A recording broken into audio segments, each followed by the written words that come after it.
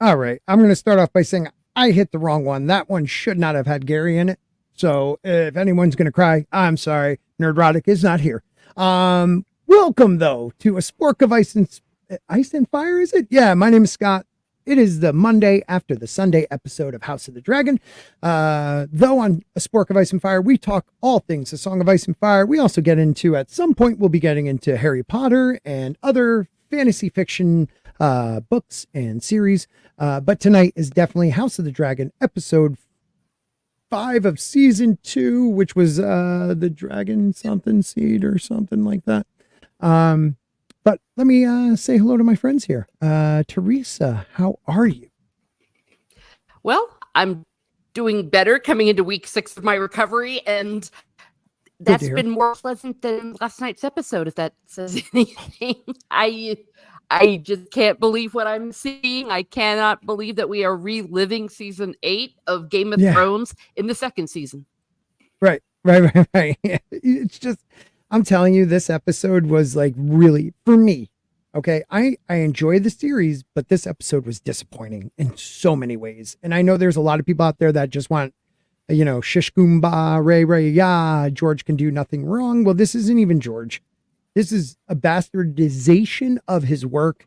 And I feel like he threw out his Not a Blog that we may talk about later. The date of that Not a Blog was just the other day. It was on, it's such a long one too, but it was July 11th, 2024 at 7:06 a.m. where he's talking all about Dragon Canon. I think he meant a lot when it came to that, towards people changing canon to fit whatever they're trying to do. So I'm just glad you're here and we will get into it. Thank you for being here. Let's see. We also have Stig Kenobi. How are you, Stig? Spooky Skip. Stig. Skip, I almost called you. How are you, my friend? Well. Good. You ready to talk about this one? Yeah, I'm kind of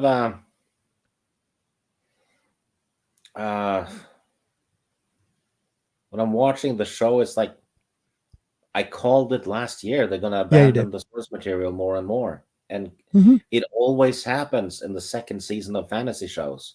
Yep. The Witcher, Name 17 of them. Has there been 17?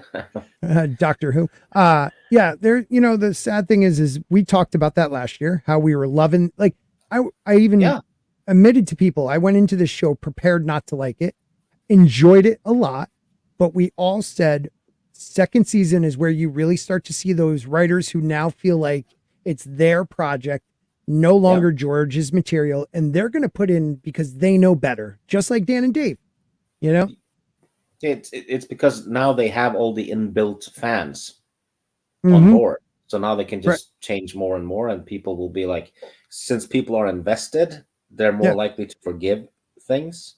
Right. And then you forgive more and more, and then you get Game of Thrones season 6, 7, and 8, and 5. Absolutely. Well, we'll get back into it. Thank you for being here. We also have Mr. Grant Gregory. I want to say thank you to everybody who is on X right now and on YouTube and Rumble watching us. Please make sure you follow or subscribe, whichever one you're on. And Mr. Grant Gregory, how are you? Yeah, doing good. Happy to be here and chatting some Hot D. I got to say, I don't know what was different about this episode, but fuck, everything looked really good.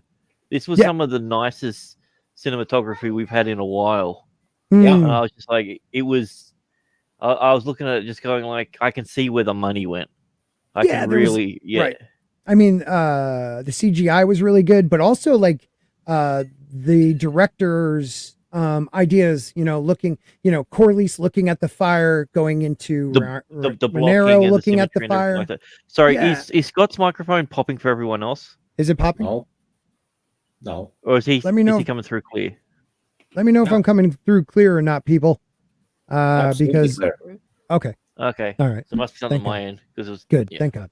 Because I hate. I do pop. Yeah. Sometimes. So now cousins and uncles and everything are all Yeah. I mean, can't you just get a blood transfusion now and ride a dragon? Dude, we are going to get to that because you have a valid point, and I would totally do it. Yeah. I would totally do it to drive. Yeah. It actually wrecks the whole importance of Daenerys. Yeah. Because apparently anyone, to some extent, could have ridden those dragons she had. Except for her brother. Yeah. Oh, you're getting popping too? On my peas. Yeah, that does happen. Maybe if I sit back a little bit. Thank you guys for letting me know. Yeah. It's unforgivable what they're doing. This is what I've been talking about before. It's changes, especially big ones, have ripple effects. Mm-hmm. And now they're undermining completely the other show. Which, that one's a train wreck anyway, but still. Right. I hope they keep undermining the other show. Make it so separate that there's no way they can be possibly linked. But the problem is they're making it so separate from the source material too that it's not Fire and Blood. It is House of the Dragon because it has nothing to do with Fire and Blood anymore. I mean, what they've done to Daemon is just ridiculous. Like Daemon, Aemond. Yeah. Yeah. Yep. Aemond too. Yeah. And what's her name? The lady who died last time, who could have ended the war. Rhaenys. Yeah. Yeah. But let's say their plan is to remake the Game of Thrones show in the future and tie it to this one. They just wrecked it with the dragon lore change. Yeah. Because when they do the next, if they do Game of Thrones again, the Daenerys and Viserys and all that stuff won't make any kind of sense at all.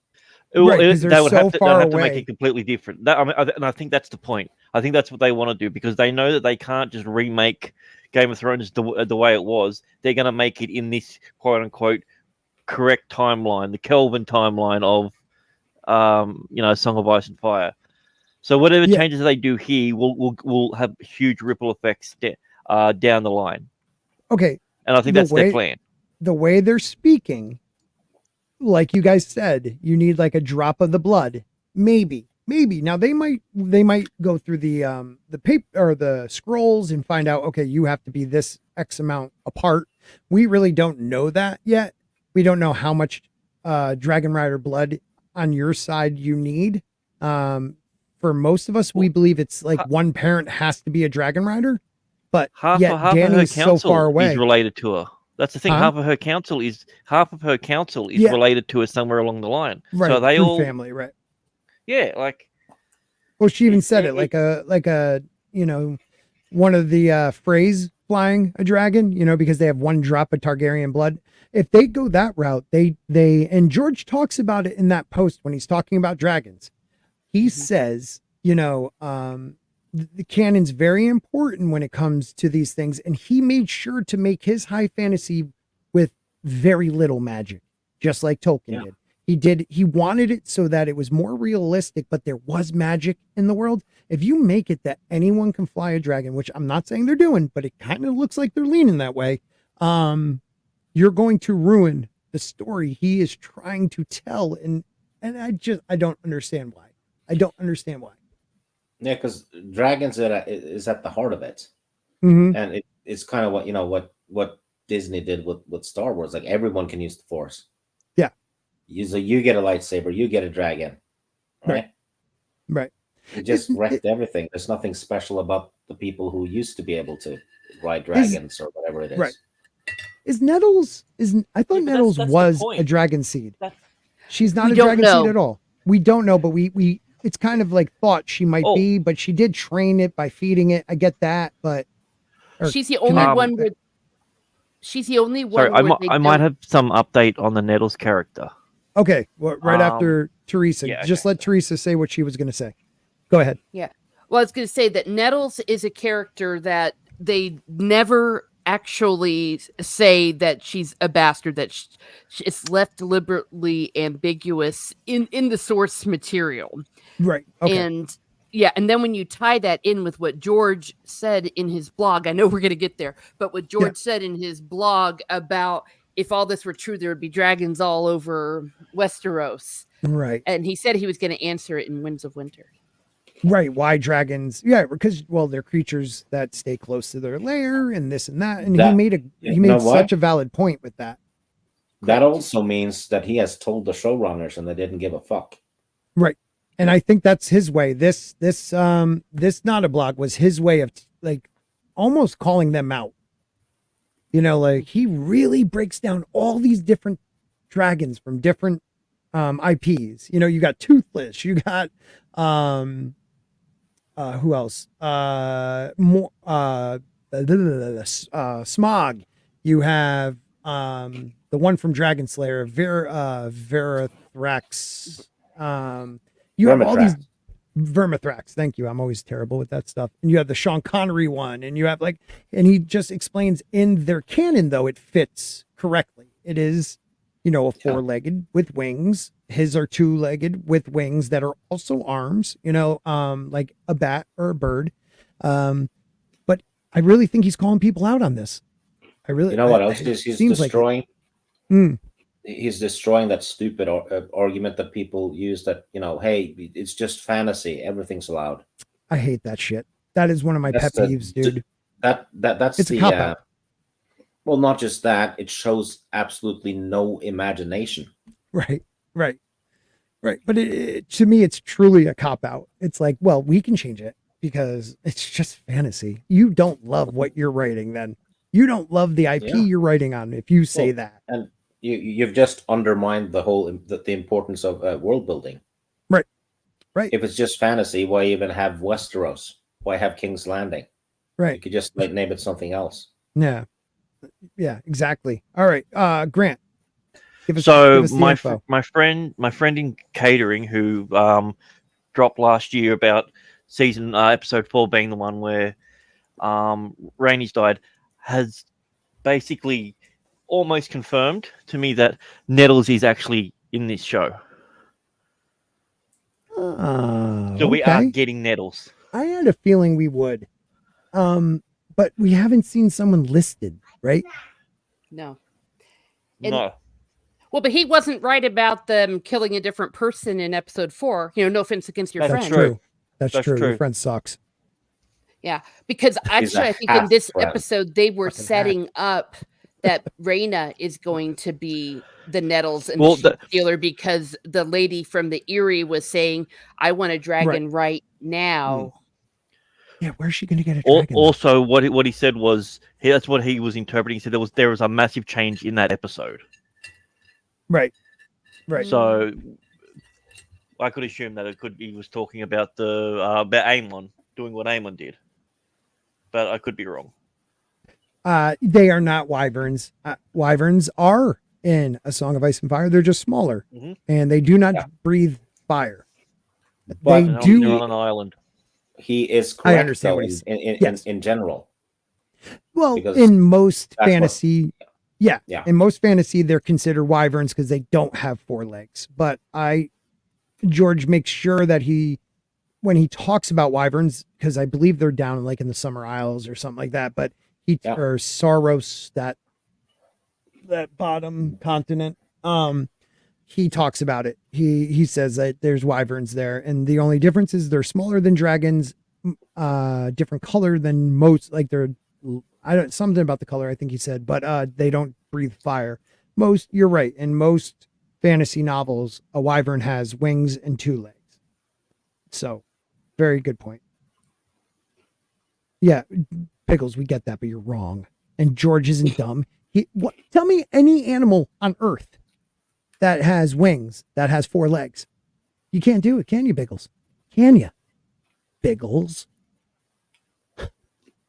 My good friend, who on Thursday nights will be talking about anime this week. I know an animal that has wings and 2 legs. What? Angels. You just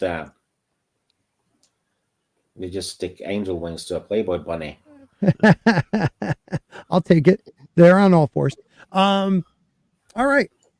Let's start off this breakdown though. So let me just say this. We'll go kind of in order if we can. The king is not dead. As dawn breaks at Driftmark and Dragonstone, Corlys and Rhaenyra have heard the news of Rhaenys death. There's a somber mood in Mood is in contrast to Sir Kristen's, who leads a procession of soldiers as they drag the head of the traitor dragon, Maylees, through the streets. You hear a lot of the small folk, like actually like seeing it as a dark black omen. They were saying that, which is weird because they're like, oh, one of them said, I thought dragons were gods or something. Yeah, I was just about to say that too. Yeah. Have you never heard of any other dragons being killed in history before? I mean, it was happened 100 years early. 100 years earlier. He was also quite young, so maybe he was told stories of that. Maybe he hasn't been alive since the dragon's been killed. No. Yep. Well, one got killed last season. I mean, the kid was young. Yeah, you're right. There is one that got killed. Yeah, but to actually see the head of the dragon, I think to them, it was different. You know, it was actually there in front of them. That was kind of a dumb comment. You have a valid point. That one just died like 4 weeks ago. My concern with that whole scene was, why aren't people at least going, oh, good, that was the bitch that, you know, killed my cousin, my uncle, my brother, you know, when she stormed the storm. Like, that seems like they just forgot about it. Well, yeah, the girl boss massacre of 129. Yeah, you know, the exact same dragon that did it. Yeah, that's what I mean. I'd like, come up with that. Not even one person would, you know, you have one person cheering. If they want to do the omen thing, one person cheering about it, and he's like, this isn't a good omen. And it's like, they kill, it's like, yes, but this is, you know. Yeah, and people are like, we won't stand for this. And then you get like Cole. It's not a good omen that they killed a dragon that killed about 1,000 people just a few days ago. Right. And I thought they were gods when they killed a dragon like 5 weeks ago. I mean, I can understand the idea that it's hard to believe somebody other than another dragon can take a dragon down. But this was dragon against Vagar. I mean, that dragon is so much bigger than all the rest. Like, you really don't realize it till you see him fighting the others. Like, he's so much bigger. Or she. And you know, many thousand people saw the attempted regicide and nobody's saying anything. Right. Right. No, nobody says, that's. I mean, he said Dracarys right on his brother. And then Cole watching him walk over. Like and Cole's in shock this whole episode. Cole sneers at the crowd. He's like, don't they realize we won the battle? And then you have that Gwaine Hightower, strange victory if it was one. You guys got the castle. You did what you needed to do. Yes, the king was bad. And they like smuggled his body in. You know, like it wasn't even like draped with something nice over it. It just looked like rags thrown on top of a wooden box. I thought they were bringing Rainy's body, you know, in. And then the next thing you know, he's in like this cage box. Well, to be that was fair, go ahead. Yeah, please. To be fair, that is how it was in the book, that they were sneaking it in because they didn't want anyone to know. I know. I just find it so weird the way it came off. Like it, and they do say he killed. Yeah. I'm saying the guy that said that. Why didn't he say he got his? Why didn't he say the king got justice for what happened on the coronation or anything like that? Perfect time to do it. You've got a pre-story there ready to go within your own world canon. Yeah. Well, they don't have Otto. The king avenged you. Yeah. Yeah. Something. The king avenged you and his son. Go ahead, Teresa. Because they wanted us to forget it. That's why every time they make a mistake, they just never acknowledge it in the next episodes. And that was not supposed to happen. And they really thought that whole massacre was going to be awesome, that people wouldn't be seeing all the dead bodies flying everywhere, and that would be what sticks in our minds. It's like, what the hell is wrong with Rainy's? Right. It's like King's Landing just kind of forgot. Yeah.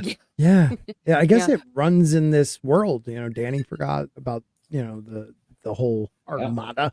And they forgot about, you know, their family members all being killed. So I guess so. In my opinion, the kid sitting there saying what he said, it's like they can't write their characters intelligent, including the small people. It's like everyone has lost their brain cells. Right. And isn't there someone in that writer's room to go, hey, wait a second. Mm-hmm. That's not quite consistent. I mean, is there anybody in there saying, I mean, for crying out loud, when we play our Dungeons and Dragons game, or Steve, especially keeps track of it, but or even when I used to play Barbies when I was 8 years old, we had more internal consistency than this show does with our stories. You're so right. All you have to do is be able to explain who, how, and why. Yeah. Mm-hmm. That's it. And yeah, with modern writers, they always fuck up the how. Yeah, they did. They did. And you're right, Southern Belle. That was the biggest mistake last season. I mean, that almost ruined the show for me. That her coming through the dragon pit, killing all those people, and their sacrifice wasn't enough for her to end the war. She just turns around and kills more as she flies out. Speaking of evil bastards, but they've gotten all the Targaryens wrong, I feel. Jane is in the chat. Who is? Jane. Oh, hey, Jane. I enjoyed quite a few scenes from this episode. Hey, peeps. What's up, Jane? You really, I don't know what I liked. I'm trying to look back. There are some moments on the black side of it. You had Bela, had some good moments in this episode. I really did enjoy that. Her speaking to her father or grandfather and others. It was good. Jace is a MVP of the episode for me. Yeah. He really stepped up. I liked his scene. He felt kingly. Yeah. At first, I thought he was going to be kind of like a whiny prince, but he really went out there and did what he needed to do. Came back and told his mom, I'm doing it. I need to. And her stressing her frustration at being sidelined also. It was a good moment between the two actors and mom and son. I did like that too. Yeah. I mean, the Green Council was a fucking brilliant part of it. I loved how that was shot. I loved how it was acted. I have zero faults with that, apart from the fact that, once again, the stuff about trying to make Alicent look more like a victim. She was the one that shut the gates to the city. Yeah. It wasn't Aemon. Yeah. She was the one that said she wanted everyone to be locked in. She's part of the reason of all the stuff that happens. But once again, her hands are now wiped clean of that. There's so many moments, and then we'll go to you, Teresa. There's so many moments where she looks like she can't even sit with her son for a little while. She is really a terrible human being that they are trying to make seem like she's a victim. And I'm kind of getting bored of that. Just like they're making Daemon crazy and making stupid, irrational comments to people. I just those two characters and a couple others, but those two characters in general, I think they've ruined from last season. What were you going to say, Teresa? Oh, well, while we're on the line of good things that happened, they continue to show the pathos of Aegon. I mean, he's not necessarily a good person because we know that, but I'll tell you, they are hitting home runs, even when he's sitting there being Mr. Crispy. And the scene with him and Alicent, where you could tell that Alicent was feeling guilty and stuff. And as she leaves and he mutters, "Mummy," that got me right there in the feels. So they are doing everything right with Aegon this season. I thought he was going to die. And I'm just like, Jesus Christ, Alicent, that's the third king in a row you've been around when they've died. Right. Enough's enough. And at least this one, I mean, she didn't even hear him. He calls out mom, and she couldn't even stay a couple seconds to see it. But when they were pulling, I mean, let's go back to that scene when they put him on the bed, is he going to live? I really don't know. I'm doing the best I can. So shut up, woman. Like that part. The peeling of his Valyrian steel off his skin. And then the replacing of the bone. The reason why they did the Valyrian steel, so it's not going to be fused to him, so it's obviously going to save a bit of money in makeup and prosthetics and all that. So they can just have it wrapped now. So and that's true because it saved his life. Well, given that it's also a dragonfire that burned him, he should be fused it because dragonfire was used to make Valyrian steel, so it would melt it. Yeah, but it was only it wasn't like you just get hit once with dragonfire and then it instantly melts. Dragonfire needs to be burning on it to do it. He was only just hit enough to be burnt, not enough to fully fuse everything. He did get his burning dragon guts on him, you know. So that is pretty hot. Yeah, they pierced the Tarsac. It reminded me of Anakin Skywalker, right when he was becoming Darth Vader. Yeah, he was even breathing kind of like him. Harold, how are you? He says I'm disappointed that Rhaenyra is. I think it fighting on her isn't fighting on her dragon. Anyone else feel that way? Yeah, dude, they've ruined her too. I have to say, I love how the actress is taking what they're giving her because she is an amazing actress. But Rhaenyra's Maegor with tits, you know, like she's badass. When are we going to see that? I don't know. When something happens that a man disappoints her, and then her actions are no longer her actions; they're a result of whatever Daemon did. Yep. Go ahead. What were you going to say, Teresa? I was going to say that I have an opinion of where they're going with this, especially what we saw with Daemon. That instead of her and Daemon taking, spoiler, King's Landing together, that they're going to have it that Daemon's going to try to take King's Landing, and then she's going to say, I have to go on my dragon, and then she's going to go and one up him, and that's when she's finally going to act. Well, we've already seen shots of Daemon over King's Landing, so we know that's coming up. Well, yeah, well, we do know they're supposed to be together. So if they're using the canon, or rather the way it happens in the book, yes. So we know that definitely he's going to be there. I'm just saying in the context of where they're going, that's when she's going to show. I'm saying we're definitely getting it soon, is what I'm saying. We're getting it this season because we've seen images of it. Yeah. Oh, well, yeah, it's going to be in episode 7. So we get 2 episodes. There's 8 episodes, right, this season? Correct. Yeah. All right, so we do get a couple more. Good. The showrunners, when we said we don't want an episode like episode 9 ever again, they went, okay, we hear you. We're only going to do 8 episodes. Right. That's their way of fixing things. Yeah, I guess so. I don't know how to... Erolind Idizaja. Sorry, I'm bad with normal names, and I can't pronounce any.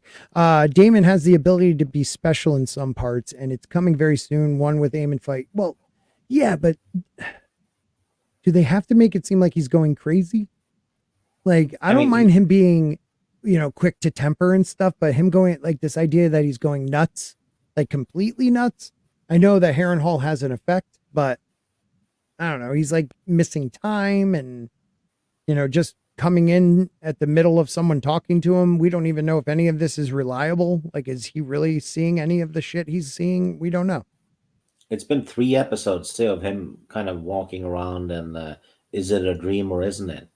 It reminds me of Geralt staring at that freaking abyss for freaking 4 episodes. Right. You know? I like what James says here. Yeah, go ahead. The more and more I'm going on, are they making Alice Rivers Ghost of Harrenhal? I don't know, dude. I can't see her to be because no one has interacted with her.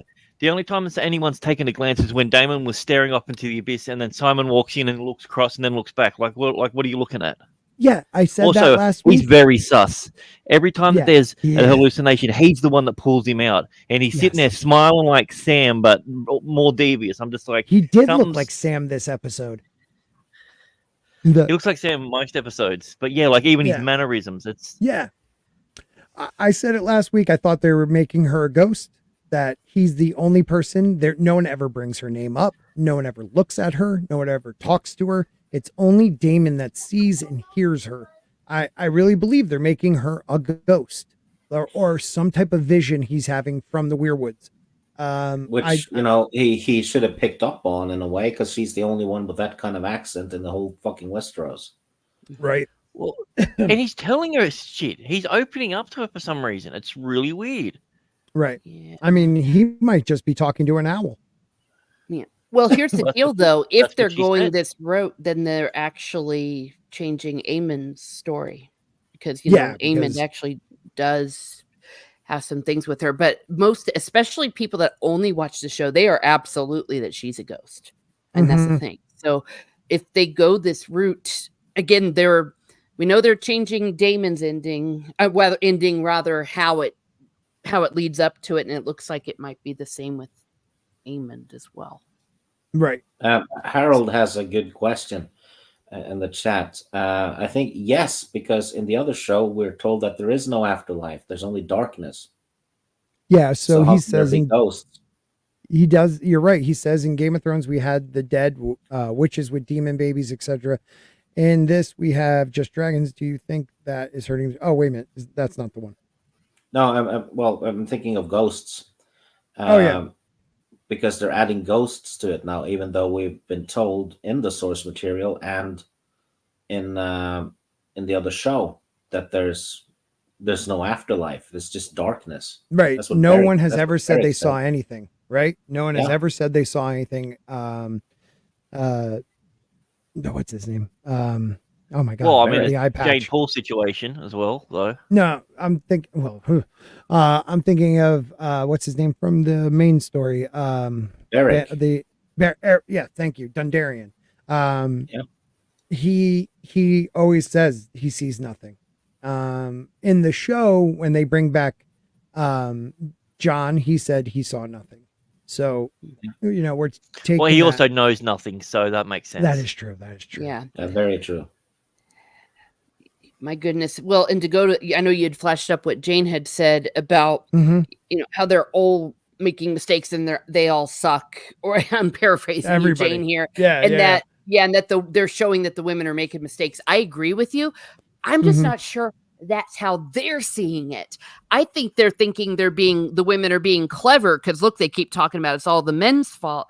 Because I was saying last week that if where they're going with this by showing Alicent and Rhaenyra doing everything they're doing, the way Rhaenyra was such a disaster every time she talks to her council, it makes sense then that what happens. Spoiler, Rhaenyra is the worst queen ever when she gets to King's Landing. Everything falls apart and everyone turns on her. And if they make it, we're showing how much Rhaenyra actually sucks, then it all makes sense. But I honestly don't think that the writers are doing this. I think they really are trying to show that the women are smarter than the men and actually coming off with the opposite effect. Because Jace is the only one who makes sense. Because the writers aren't smart. Yeah. I mean, but it's like they think they're making a point, but they're really not. Like so far, for the most part, it's the men, only the men that have come off with common sense. Otto has common sense. Jace has common sense. Corlys heck has common sense. And the women, including Rhaenys, they keep trying to show them one-upping the men and failing. So I don't know if the theme of the series is supposed to be women suck and shouldn't lead, which is also an odd theme. Right. It's all right. The actress that plays Rhaenyra isn't a woman, so she can lead. That's true. Real quick, it is something completely different, but on June 24th, 2024, E. Clay Thompson gave me a $10 PayPal through Stream Elements that said, "Have a great white boy summer." And I apologize, I didn't see that then. So I just wanted to give you a thank you for that, sir. All right, back to the show. Yeah, I don't know what to do with this show. I'm going to put a poll in the chat for YouTube, at least. Let me know. Do you think this season is going well? I really want to know what people are thinking because I feel like they're really every episode's had its issues. Yeah. But it just seems like this episode was really like, I know it's like the episode after the big battle and you have to answer questions and see how people are doing, but I felt like they dropped the ball in this episode personally. It's doing well financially. Yeah. I'm talking about how are you enjoying it? Yeah. Well, personally, I didn't like this episode that much. I appreciate the acting. The acting is great. And visually it's stunning. Yeah. It looks awesome. But it's so good. It's like the show has a split personality that, everything's great. And then you have the wonky writing. Yeah. Yeah. All right, so where were we on the episode? Let's get to the next. So we talked about him being in his deathbed, or coming out of that. I did find it kind of funny. The guys he made Kingsguardmen, those three idiots. They were all standing at the foot of his bed with their helmets on, being very serious because they're like, "Oh my God, if he dies, we're dead. we're definitely getting at least shunned out of here. But if not, we're dead." Because Eamon would not keep those three guys as Kingsguardmen. So I thought that was kind of a good part where every other person had their helmet off. They all had theirs on, standing there. That was a decent one. And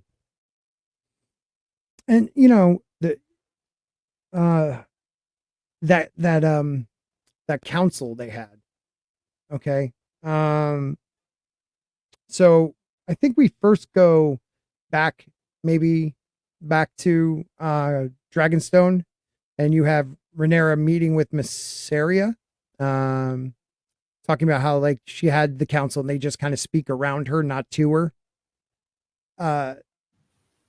Do you think that council has I kind of like, okay, I get kind of what you're saying, but like that council's been putting up with a lot of shit.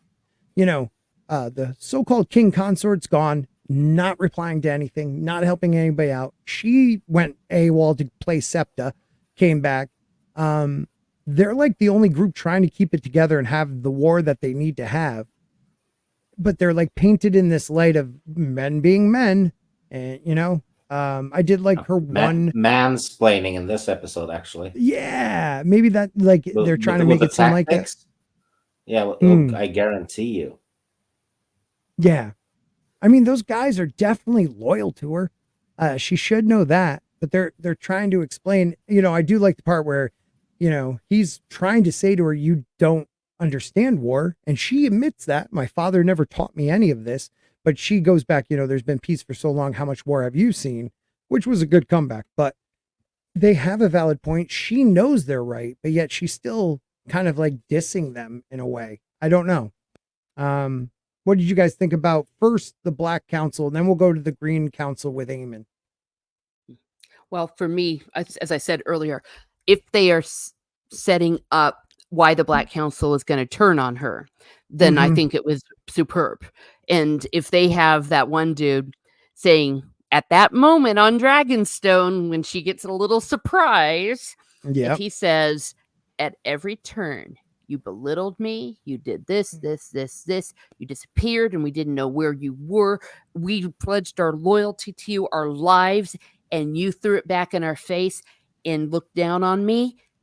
Guess what, bitch? Here's your brother. Have fun being a dragon snack. If they do that, then I will apologize to everyone and say they did it right. Yeah, I'll give you that too. Spoiler. What do you? Yeah, I'm putting the spoiler one back up. What do you guys think, guys? Anyone? Mystique there? Yes. What do you mean? What did you guys think about her? Yeah, Grant. What did you think about her council? Her council makes perfect sense that they're talking around it. They've had to. It's like, when you're at a job and then your boss fucks off and you're doing stuff and then tries to come back in and goes, oh, we need to do this. And we're like, we got it covered. We're already doing it. Yeah. Yeah. And what's her name? Mysaria? Mysaria, yeah. The world's greatest fucking actress? Yeah, Miss French, maybe. She's the only bad actor on the show. Oh. She really does not have she's horrible. Yeah, she doesn't have much range. I'll give you that. She's not white, but she's barely a worm. Like, I don't get it. Like, she has the acting ability of a worm, but as soon as when I saw her today, I started thinking of the actress who played Shay. Yes. In the original show. She was horrible too. Yeah, I think she's better than this one. Well, we saw boobs. So. Yeah, I was just about to say that. Yeah. I mean, we did get to see boobs. So, yeah. Who wrong one. Go ahead. The unsung great actor of Game of Thrones was the lady who played Ross. She was a great actress. The prostitute. The prostitute that isn't in the book. She was great. Really good actress. Yeah. Never got any credit for it because Nope. they only used her for her boobs mostly. Yeah, but she was very good. And then didn't they give her to Joffrey, right? Yeah. The redhead chick. Yeah. Great boobs. What about the Green Council? I love that scene. I thought it was perfect, and the fact that the camera was getting closer and closer, and she set up all these things so that Rhaenyra cannot be in power. But that means because we can't have a fucking woman ruling. This is disgusting. This is terrible. Oh no, but I'm the exception. They went, no, you're not. Right. Even if she's just covering it while he's healing, it does.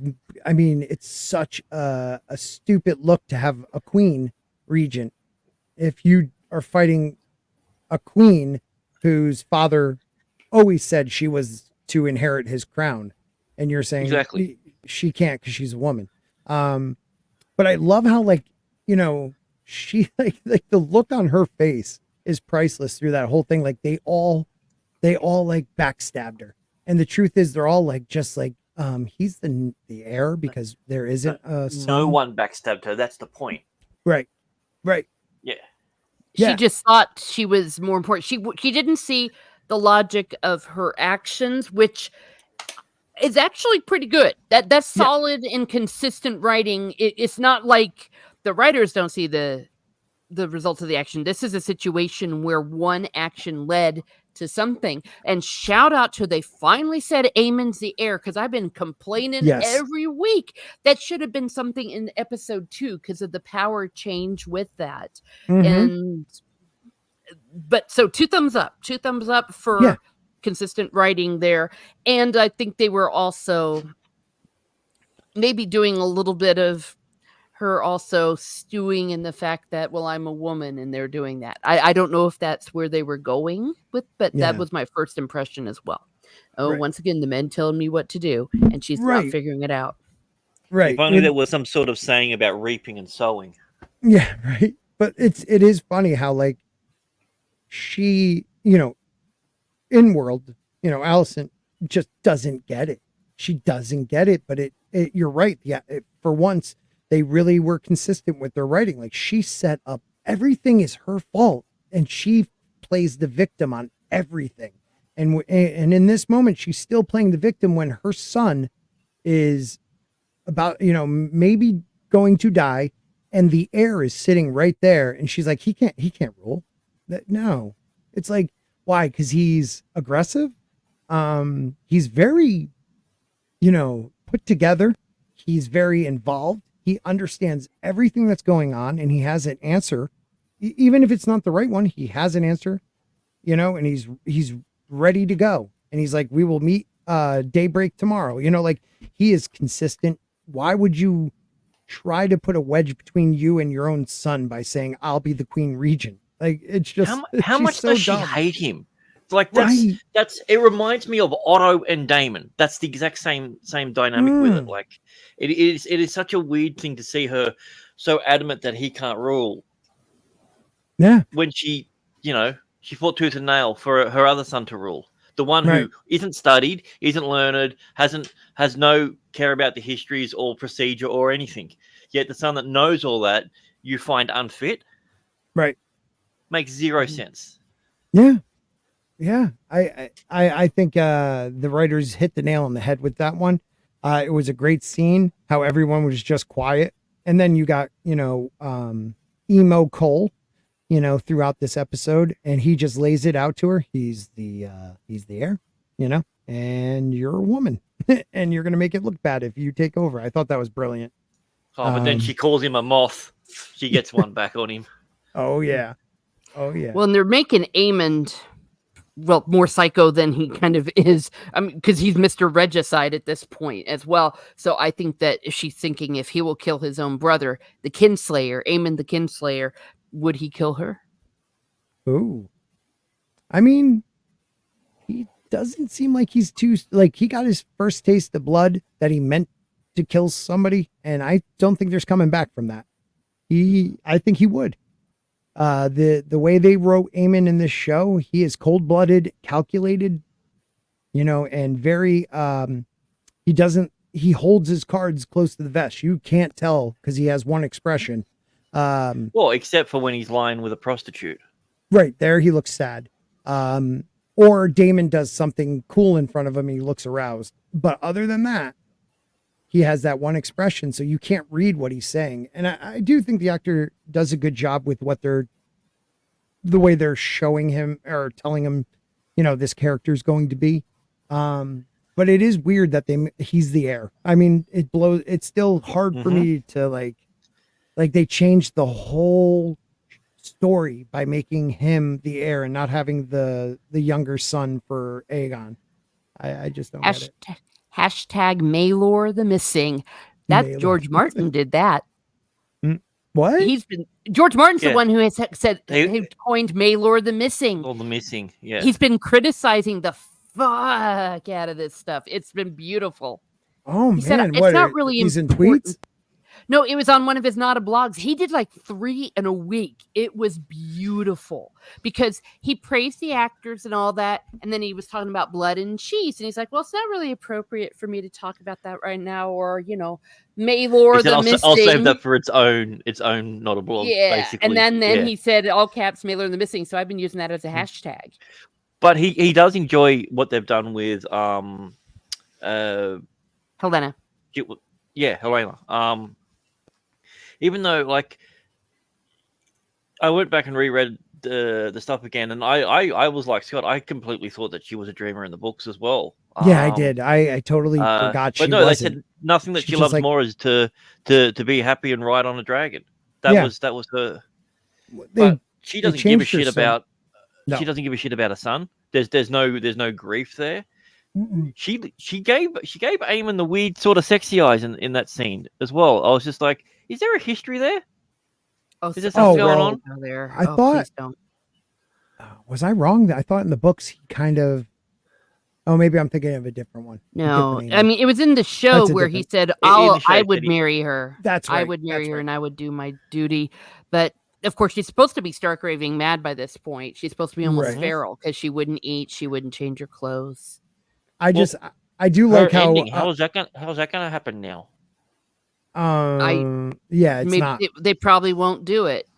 I can see them, even though that actress would knock it out of the park. Because can you imagine a dreamer losing her mind? She would be going around just spouting all sorts of crazy shit. Well, that would be cool. That would be a change that would work within the thing. It would be great. Did you see the so going back a couple episodes when she was doing some drawings, there is it's not even like she's a dreamer of just like her close family. Like there's one, and if I can find the picture, I will. She drew a castle with an owl. It was like she drew the Harrenhal castle, like the scenes with Rivers and Damon. Like she had a vision about that too. I would love for them to play with now that she's like kind of like cold and cut off, just her like spewing stuff that means something 2 seasons from now, or like just being that type of character where we see drawings and then next episode we realize what she meant. I think that would be kind of cool if they're not going to go with the her doing the whole I'm actually sad about my kid's death. You also had when they were bringing him up in that the cage, Aegon, she crosses the path and just doesn't even have a reaction as he goes on, kind of like when he walked by her in one of the first episodes and they don't say a word. It's almost like that same thing. It's like she's just like whatever. Do you think that she asked Aemon to do something? No, but I don't think that would be a real turn. I just don't think I think she's actually probably relieved that he might die. It frees her. She doesn't want to be a queen. She doesn't want to have queenly duties. She'd be able to sit back and, just be nutty. That would be awesome. What up, Mike? And thank you to everybody in the chat for being here. It shows 55 people. We had 40 people go through X. So thank you guys over at X. We have 15 watching on YouTube, and we got a couple over on the Rumble. So thank you very much, guys. Feel free to like, subscribe, all that good shit. Thank you. I have a question for the panel. What did you all think of that motherfucker? Which one? That whole scene. The scene where Damon is banging his mum. Oh yeah. First of all, I thought it was Danny at first. No, you know who I thought it was? I thought it was Viserys' wife. I was Oh Emma? yeah, his Emma. Yeah, I can see like a young Emma. Yeah. Good looking girl. Yeah, he really went downtown on his mom. Mm-hmm. He even ate her out. Trying to get back in. Yeah. Oh, I thought the whole thing was ridiculous and just another example of how they're just trying to humiliate him. They're trying to Jake Damon. Yeah, it's bad, dude. That was a blue milk moment. It was like, all right. Or green milk, rather. Green milk. Green milk. It doesn't matter. It's just milk. What they're doing to Damon is just, I mean, Teresa, I think about you every time like a scene comes on and it's just bad with him because I know how much that character and Matt Smith playing that character's been for a lot of people. I actually was against it until season 1. And then I was like, okay, I see it. He just looks so weak.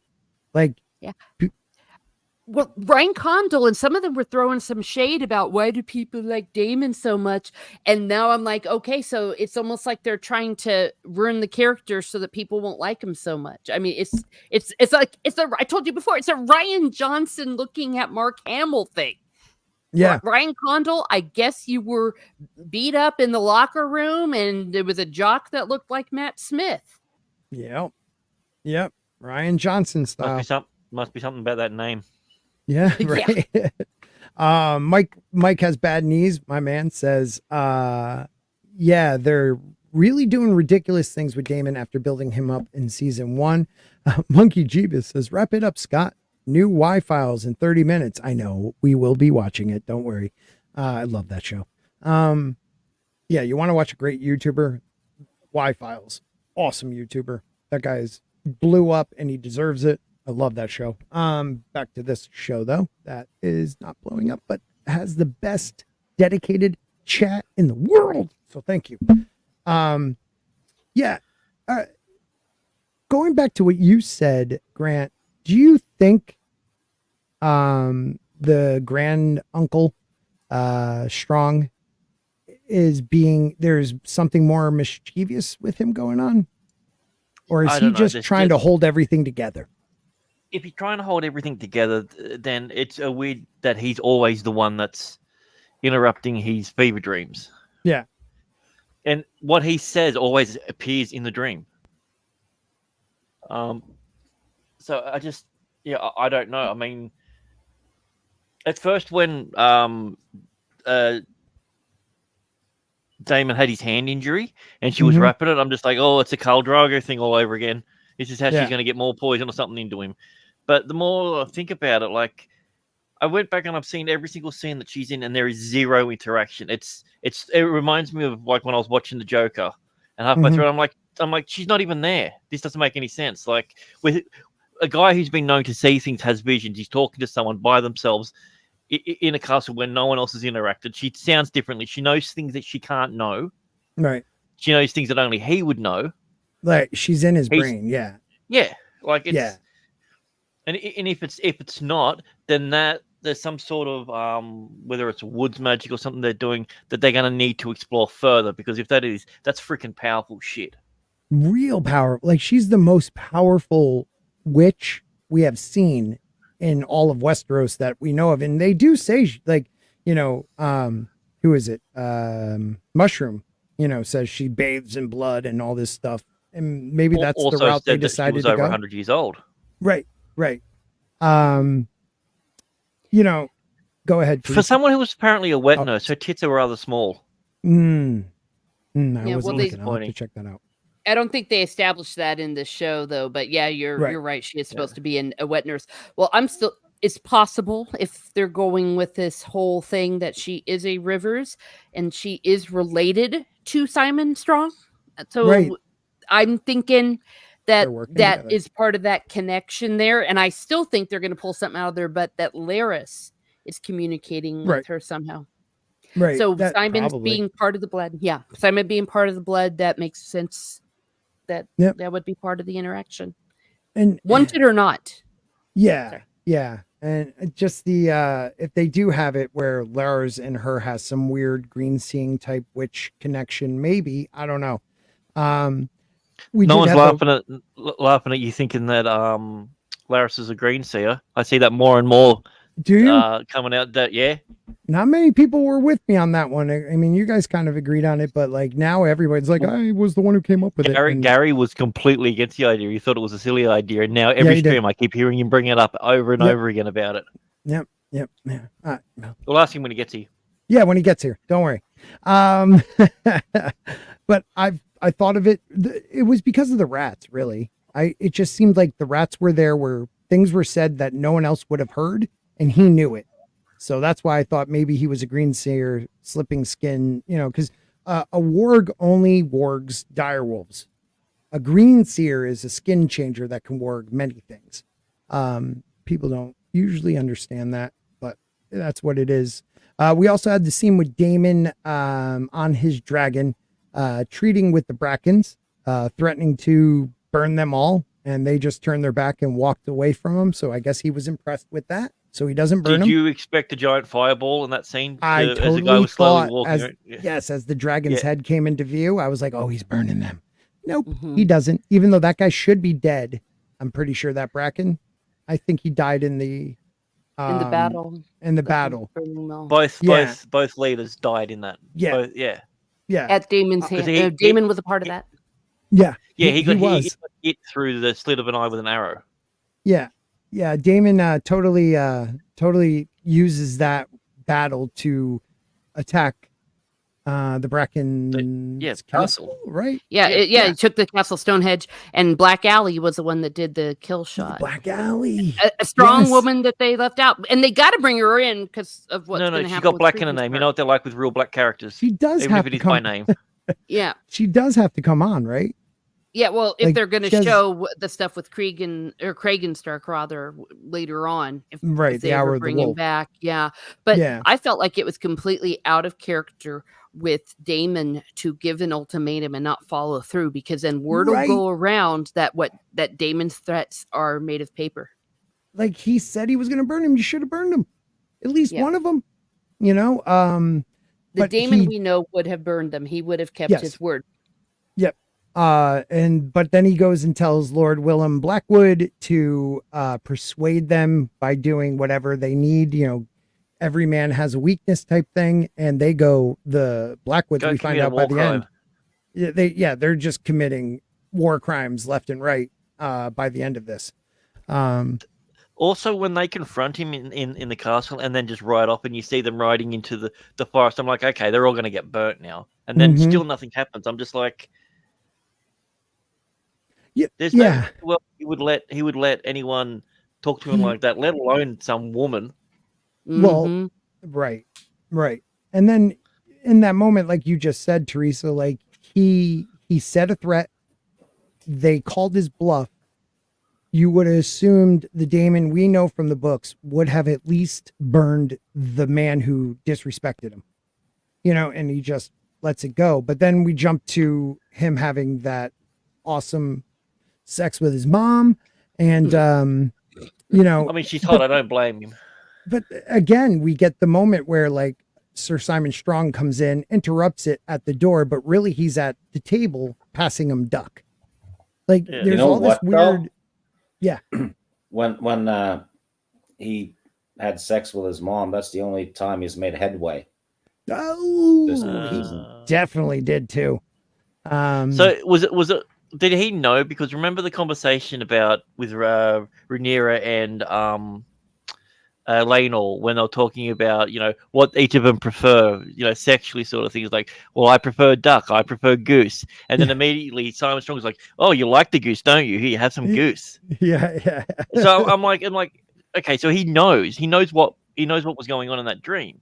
Yeah, so either he is in cahoots, like you said, or he's also some type of maybe doing it to him. I don't know, because that would be well, we the know only he's thing I real could because think. he's interacted with people. We've seen him physically touch and move True. other Very people. true. So very true.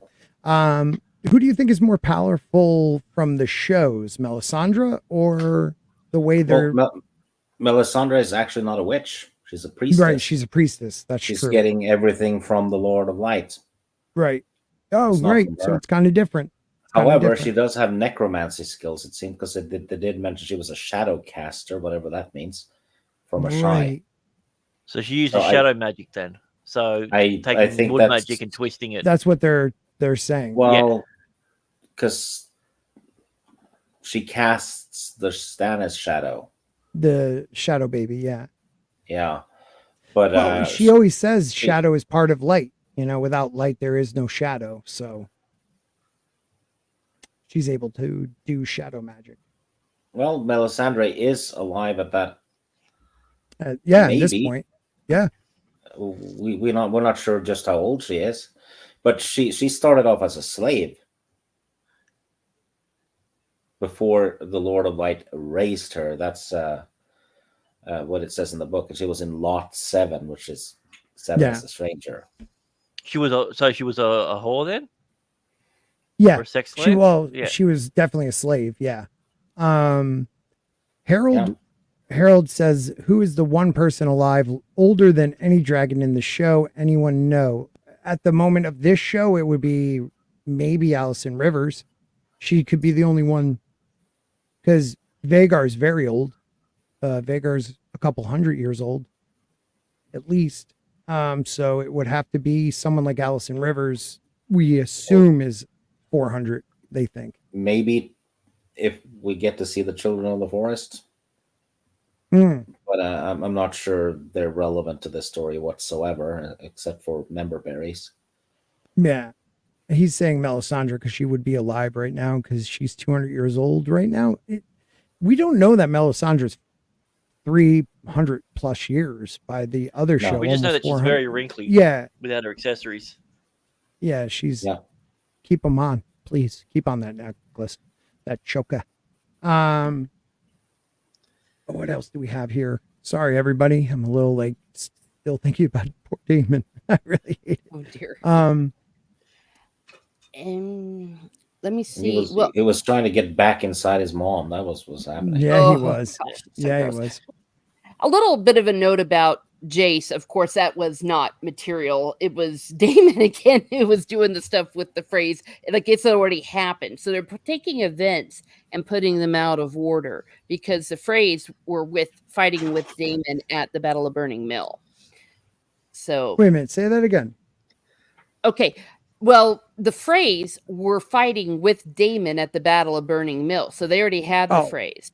But they're putting stuff out of order to try to once again give an achievement of Damon's to a different character. Yeah. They gave it to Jace. And even though Jace actually did something, I thought it was a little internally inconsistent because you don't disobey your queen. And even though she deserved it, but still, though it was a cool scene, don't get me wrong, but it just felt a little bit jarring is that we're having a theme that everyone who doesn't listen. Everyone that's risking their life for the queen, no one is listening to her, and Damon's just fooling around. They got a civil war going on, people. Well, and it's almost a three-way civil war now. The way the show is making it is Damon wants to be king.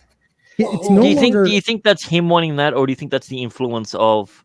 Because here's the thing: if there is a connection between the Strongs, and let's just say Harrenhal isn't really for the blacks; he's still for the Greens. That would be the perfect way to sow distrust. As they've already said in this episode, there are many ways to fight a war. Right. So what if this is just the Greens' way of, get rid of Daemon because Daemon is a huge asset to Rhaenyra? So do you think they've taken the character of Sir Simon Strong, who in the book can't stand Lars for what he did to his brother or his nephew and Breaker of Bones, whatever his name is. Harolding. What is his name again? The one that's the Harlan. Jace's dad. Harlan. Yeah. Yeah, Do you the think hammer. they're just making him forget that he holds this massive grudge against Lars, and maybe he is actually working with him? Because it would make way more sense. It would make way more sense the way he acts.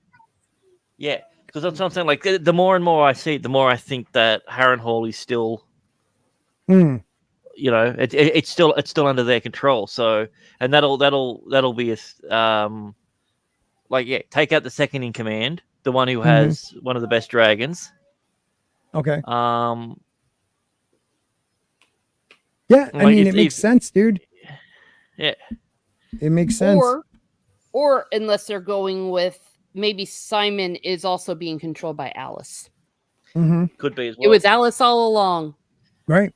It was all along. We do have the poll comes in out of the 12 votes, 75 are saying yes and 25 are saying no. So people are enjoying it. Harold, so she was 405 in the books when she died at Winterfell. Melisandre never died at Winterfell. That was only in the show. That was in the show. Yeah, she's still alive in the books. The last thing we find out, she's just going into Castle Black, right? She's just gone through the gates. Or she's approaching. No, she's been at Castle Black. She was left there. She has her own chapter, too. Yeah, she's there when she's warning John. She keeps warning him that, something's going to happen. And she keeps seeing him in the fires. She keeps seeing Snow with a capital S in her fires when she's looking for Azor Ahai. So she's at Castle Black with the Queen and his daughter. Her age is never mentioned in the books at all. It's assumed. We kind of assume it. She's older than she looks. Yeah, just from what her own POV chapter kind of makes you feel like she's way older than she looks. Though to be fair, if we're going by show canon, yes, that she did die at the age of 405. So if they're using Game of Thrones show canon, then yes, she is alive right now. Yes. Well, I'm using head canon. I'm going to say Old Nan's still alive. Oh, I hope so. Oh, she is. We never see a body. Yeah, George Martin said she is at the Dreadfort. Oh, that's right. You've told me that. That's true. Yeah. And also, she flew up on her dragon because the ice dragon. The die will see it. Yeah. She is the ice dragon. She is the ice dragon. That would be so dope. Tina, that's why she's so cold to the kids. Tina, yeah, right. Tina thinks, could it be possible for Daemon to realize the Strongs are messing with him? Lars says Daemon is being kept busy at Harrenhal. Yeah, I mean, it's the only thing that will make sense if they just throw out book canon again and make Sir Simon Strong working with Lars. Because he's like, oh, he took all the money. We don't have any. Yeah. Everything's and also later on, in the story, there is a character that Rhaenyra says has put a spell under her husband, and was controlling him. If they're taking that route with this character instead of the original character, right, then I could see it making more sense within the show. Okay. Oh, calling it now. It's going to be like Temple of Doom, when Indy went like evil. And so there's going to be a moment where Daemon's going to snap out of it. Like he's going to burn his hand and he's going to go, no, I am not wanting to be king. You are a witch. And then he'll go with Short Round and join Rhaenyra. Oh, if Short Round showed up, that would be so dope.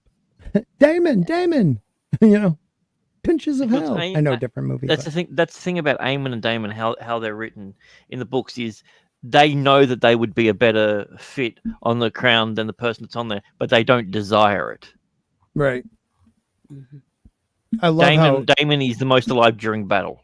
Right.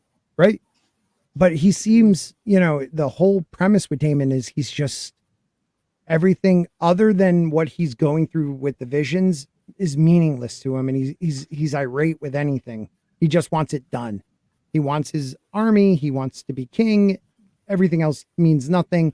I mean, you have all these lords talking shit to him, and they just walk out, and he's just like, like that's not. I thought he was going to cut that woman's head off. I know. I was like, okay, so we're going to get a beheading this episode. Yeah, I mean, they said he killed the baby, and he's like, who told you that? That's a lie. You know, like all scared looking. Like, I don't know. And he says it's a lie in this episode. That's another thing. You know, he says he did not command them to kill the child. He seemed very, very strong feelings on that one. Yeah. Well, but I think it's going to be either next episode. It needs to be next episode, because I did see, at least on X, people were starting to get frustrated. Even the coping channels that had been trying to defend them at every turn they started saying, wait a second, this Harrenhal thing, this is just dragging on way too long. We're running out of time. They're giving us a season every 2 years. We're going to be into episode 6, and it's like, no. Yeah. Let's not forget about is it oh shit, I'm screwing his name up. The blacksmith is not Adam of the Hull, right? It's what's the blacksmith's name? Hugh Hammer. Hugh Hammer. How could I forget? Hugh Hammer. We get back to his little story where he's still in Red Keep in King's Landing. You know, the king's gonna pay me. Yeah, king's gonna pay me. Like, what is it gonna take them taking? His wife and kid are gonna die, and then it's gonna justify that. Like, obviously something happens because like that. In the preview, he's already on Dragonstone. He's on the Dragonstone, and he's dining with Rhaenyra. Okay, we'll have to look at that in a minute. But yeah, so his daughter is definitely very sick. His wife has had enough. You know, she's telling him the king lied to him. No one knows that the king's, you know, half dead, so no one's gonna honor that. And now they did try to leave, and they're locked in. So how he gets out must be that one scene with one of her women, Melisandre. Alinda the servant. Alinda, yeah, Linda the servant. But do we know who that woman was she went to the door of? When she gets to King's Landing, she gets in. Yes, that's the handmaiden that was knocked up by the king and was made to drink the moon tea. Oh, Season 1. That's the girl from the bar? Yeah, it was the bar one that they went to. Aegon raped. Mm-hmm. Oh, okay. That's what's her name? That's the one that Diana. Made, is it Diana? Yeah, it's something like that. And that's the one that changed Alicent's view on her son forever. Aegon. Okay. Yeah, because it was in the same episode where we was the episode afterwards we see her having to do her queenly duties all the time. Right. So she felt for that kid. Yeah, well, what they're setting up, which actually I don't completely mind, this would be why someone like him would be willing to become a dragon rider and say, I'm going to get the greens. I mean, they're giving him a little bit of motivation, because I think that his daughter is definitely going to die. Yeah, she has to. Yeah. And so that would be a motivator. Too. Probably both of them, or the wife is going to get graped and then die, and that would be a reason why he would turn against the greens. And when the call goes out for the dragon seeds, he would be, oh hell yes, and wouldn't care about his life. Yeah, I mean, I do like how they're showing King's Landing. Like, yes, the wife, we see how, you know, she's picking out the only orange with only like a quarter mold on it, and people are fighting over food and this and that. But there's other scenes like where Alicent is going to rip Cole a new one, where she says, like, has your loyalty faded? Does it flourish only at night and flee at sunrise like a moth? Which was a cool little diss. But she walks by like just a cart of dead bodies. Like, there are just people dropping everywhere in King's Landing. It is not a cool place to be at. That were the rat catchers that were being taken down. Was that it? Okay. Yeah. All right. That, because I know Aemon was the dog who followed it. Yeah. Yeah, the dog followed him. The dog in. Yeah. The doggy awesome. is the only good, pure character in this entire show. He is Azor Yay, the Ahai. dog. Yeah, the dog's Azor Ahai. I love it. I do love how Eamon does, and someone cut down those freaking rat catchers. They've been up there. Like if you see them hanging in one scene, like I think one is just like skin over a skull, like a skull. Like they've been up there for long enough in the sun to dry out some, even though it's only probably been a couple of days. But the Aaron scene, Jane Aaron. Oh yeah. Yes. What did you think about that scene? So we have what's her name? And not Bela, but Raina. She's such a bitch too.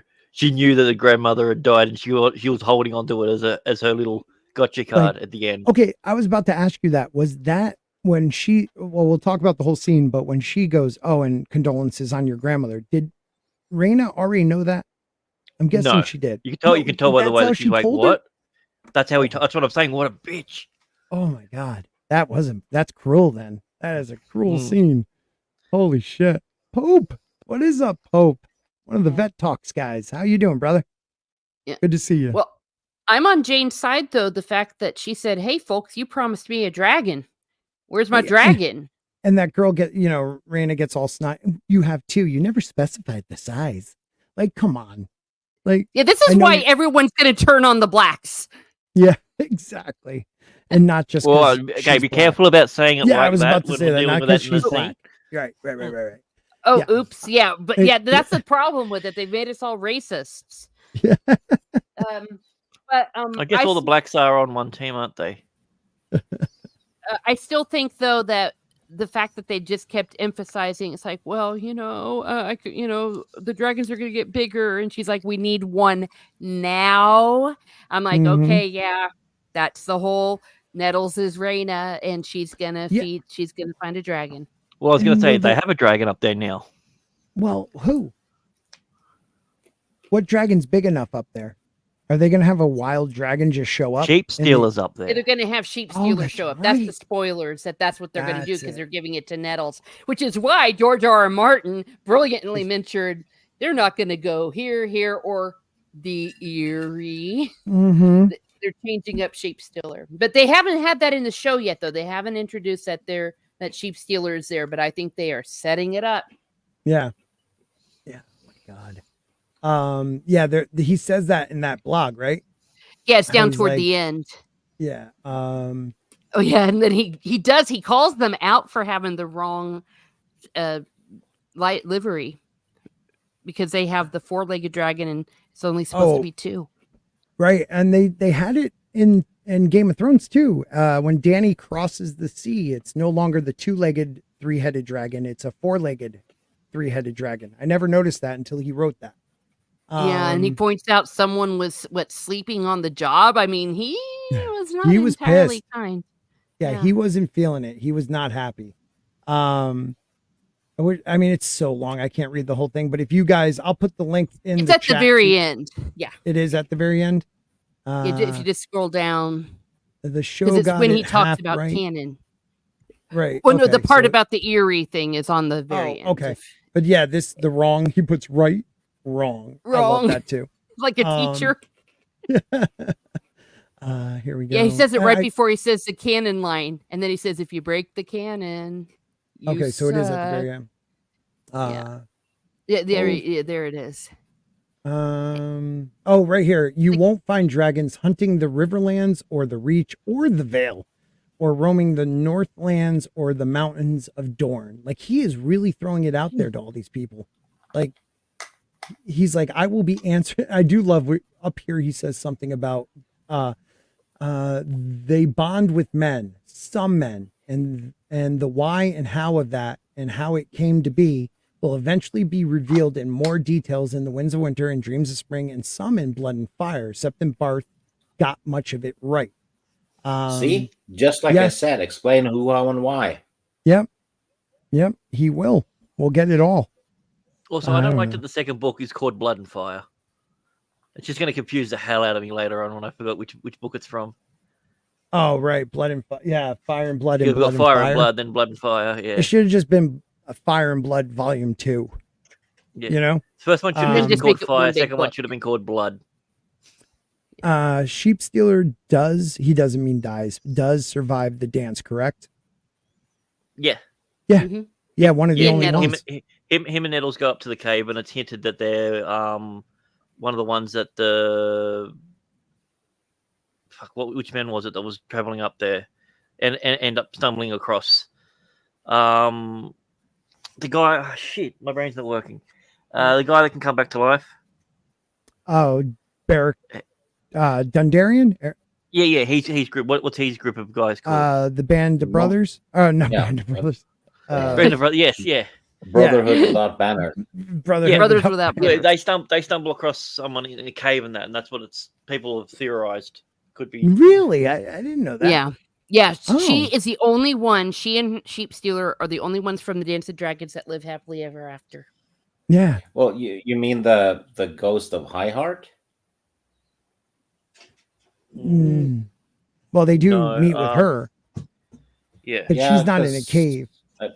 No, because I've been rereading it and I don't remember. Right, same here. I don't remember that. I know the Well, ghost it was of High in Heart. Fire and Blood. Oh, okay. Fire and Blood is where they the live encounter happily happens. ever after, right? Yeah. They And- do and love where the they sun love sees them. volcanoes. Yeah. Yeah, and he specifically says, and they stay near Dragonstone for a reason, and that things like he said when they went to say the north or to the Stormlands, that was an exception. Yes. No. Yes. And I love how he says dragons don't have gills. They need to breathe. So if a dragon gets, sunk underwater, it's going to die. Like, I don't know if something comes up or they were talking about writing something, but it almost seems like he's like, the goddamn things they need oxygen and food. Like, that's important. To create fire, you need oxygen. Yeah. Yeah. Well, I did see a video, I forget who said it, where they pointed out that with Vagar in the last episode, the idea of him being like hiding under leaves is ridiculous because if a dragon breathes, all the leaves fly everywhere and everyone sees it, like the whole forest would move. So the whole idea that he was hiding, you start a forest fire, right? So just a little bit hot. Yes, yeah, because dragons little bit have of drool or something. Just I was suddenly everyone's dead. There he is. Yeah, but they had Smokey out there keeping guard, so everything was fine. There we are. Well, and then Corlys becoming the hand of the king. Oh yeah, Queen, that too. Rather. Well, we don't know yet. Real quick. 1 second, real quick. It is how many generations? 3, 4. 4 generations, because you had Aegon, and then his 2 sons. Maelor, Aenys and Maelor, which were his 2 sons, and then you had Aenys' son and daughter, Queen Alicent and Jaehaerys. Then you had the Council of 101, which his grandchild, so actually another generation, because all his sons were dead. So his grandchild, King Viserys, is picked. So that's 1, 2, 3. Yeah, it's 4, and then I guess Rhaenyra and all them are the 5th. I think they're the 6th, because don't forget, Viserys was the grandson. So that's 1, 2, 3. Rhaenyra. Oh yeah, 4, if you count 5, the grandkids. 6. Yeah. Oh, I thought he was the uncle. I thought that was uncle nephew, that relationship. What? Jaehaerys? Viserys and Jaehaerys. No, that was his grandsire. Grandfather. He was the eldest son of the second, Jaehaerys' second son. And Balerion, Balerion. Yeah. The one that one guy in the show. Or Balin, or is it Balin? Balin, I think. And then Rhaenys was the daughter of the eldest son, who was the original heir. So that's why there was like that in the show. I mean, in the book, they skip her all together and go to her son, because he would have been the next in line. Yeah. So 6 generations, I would say. Yeah. And so does the great Bad Takes Bojan. Yeah, please, let's talk about that scene, which was cool with her.